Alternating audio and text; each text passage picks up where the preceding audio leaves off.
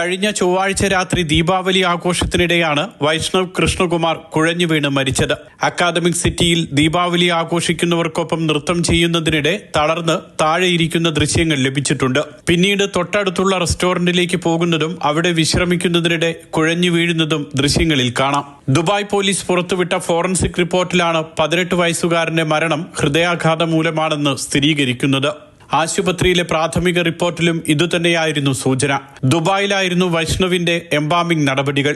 കോളേജിലെ സഹപാഠികളും സ്കൂളിൽ വൈഷ്ണവിനൊപ്പം പഠിച്ചിരുന്നവരുമടക്കം നിരവധി വിദ്യാർത്ഥികളും അധ്യാപകരും ഇവിടെയെത്തി വൈഷ്ണവിന് അന്ത്യോപചാരം അർപ്പിച്ചു. പഠനത്തിലും പാഠ്യേതര പ്രവർത്തനങ്ങളിലും അസാമാന്യ കഴിവുണ്ടായിരുന്ന വൈഷ്ണവിന് UAE ഗോൾഡൻ വിസ സമ്മാനിച്ചിരുന്നു. നടപടിക്രമങ്ങൾ പൂർത്തിയാക്കി രാത്രി 9:30 തിരുവനന്തപുരത്തേക്ക് മൃതദേഹം കൊണ്ടുപോയത്.